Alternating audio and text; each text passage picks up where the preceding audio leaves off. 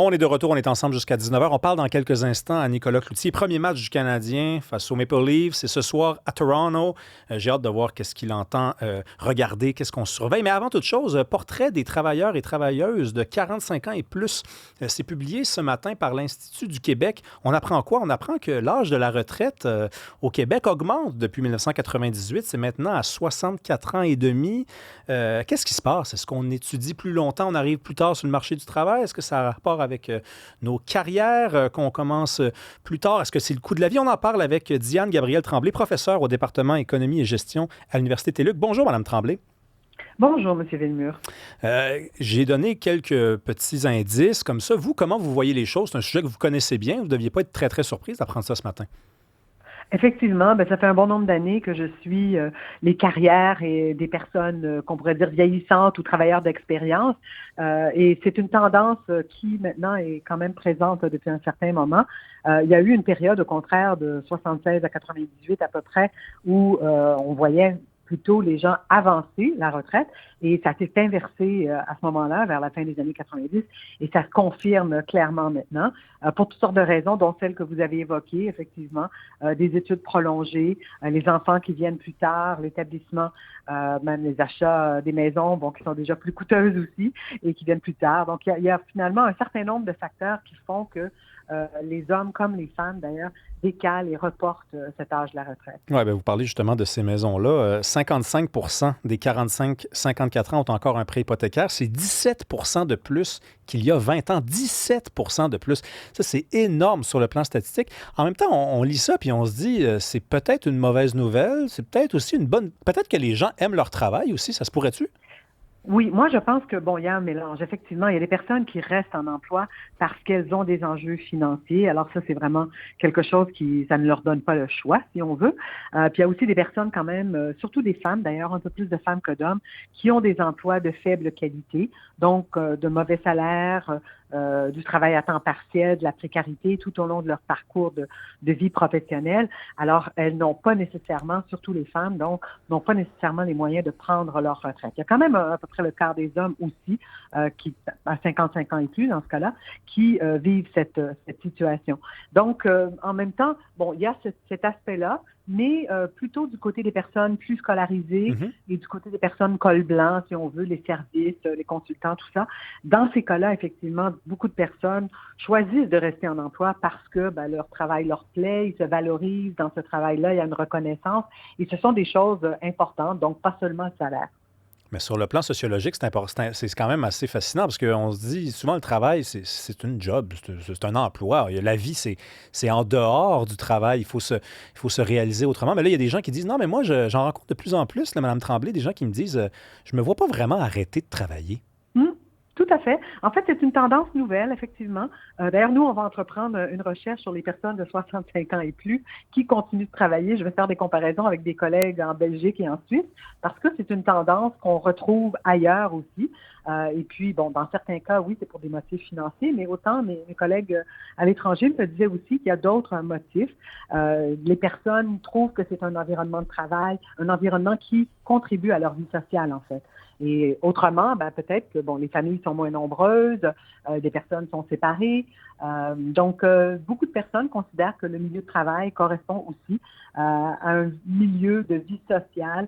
Et aussi, ce qui manque parfois dans l'emploi, par contre, c'est la reconnaissance et la valorisation. Et donc, les personnes qui restent en emploi, je pense que c'est les personnes qui trouvent cela. Entre autres, nous, on avait fait une enquête où on demandait aux personnes ce qu'elles souhaitaient pour rester en emploi. Et là, elles nous disaient justement, par exemple, de pouvoir faire du mentorat auprès de plus jeunes ou de nouvelles personnes dans l'organisation. Donc, il y a des éléments comme ça pour les employeurs qui souhaitent retenir des personnes en emploi. Il y a quand même des facteurs, des éléments qui leur sont conseillés en quelque sorte. On parlait plus tôt en ouverture d'émission avec Nicolas Duvernois, c'est le fondateur et PDG de Duvernois Esprit Créatif. C'est lui qui a inventé la pure vodka. C'est un ancien dragon dans l'œil du dragon. Puis lui, il dit, vers l'âge de 43 ans, j'ai traversé cette crise-là. Puis lui, ça va bien ses affaires. C'était pas pour des raisons économiques, mais d'ici, il y a plusieurs travailleurs pour toutes sortes de raisons qui arrivent dans la quarantaine puis qui commencent à douter et qui, en remarquant, en s'anticipant dans le futur, en disant, bon, mais moi, je vais être sur le marché du travail jusqu'à 66, 67, 68 ans. S'il y a plein de travailleurs qui se mettent à changer leur fusil d'épaule, à changer de travail parce qu'ils se disent, c'est la deuxième carrière qui commence, ça représente un défi pour les entrepreneurs, ça. Ben oui, en même temps, je pense que pour la plupart des entreprises au Québec, elles souhaitent avoir plus de main-d'œuvre. Donc, les personnes qui prolongent leur activité, c'est très bien.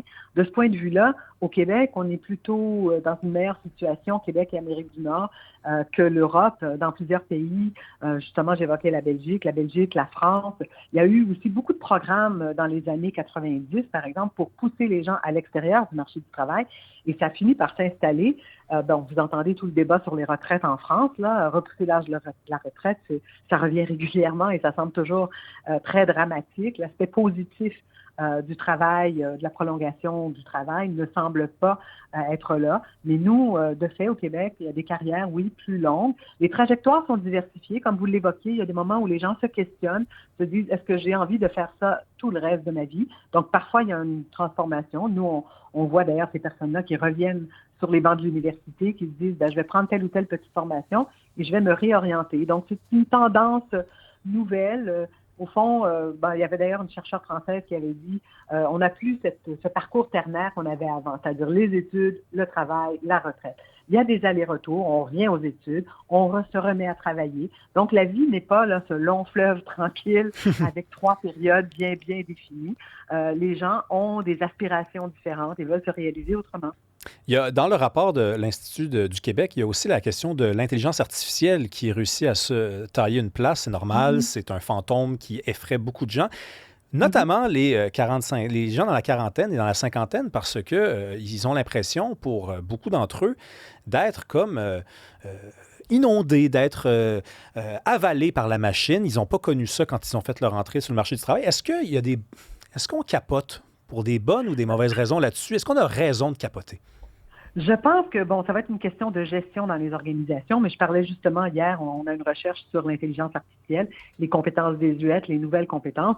Et en fait, des personnes qui sont dans le domaine, par exemple, du développement, de la programmation, disent, on peut pas imaginer que un jeune, va arriver, va se servir d'une intelligence artificielle, puis automatiquement, ça va être bon. Au contraire, ça prend des personnes qui ont de l'expérience, qui ont déjà fait de la programmation dans différents langages, dans différents domaines, pour pouvoir, comme d'ailleurs, on peut dire pour l'intelligence artificielle générative, la production de texte ou autre, des personnes qui ont les compétences, les connaissances, peuvent mieux repérer là où l'intelligence artificielle s'est possiblement trompée. Parce qu'on dit beaucoup que l'intelligence artificielle a parfois des hallucinations. Ouais. C'est bien vrai, on le voit.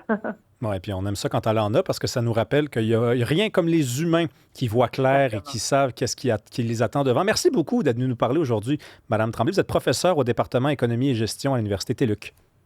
Merci, ça m'a fait plaisir. Bonne fin de journée. Au plaisir. Au revoir.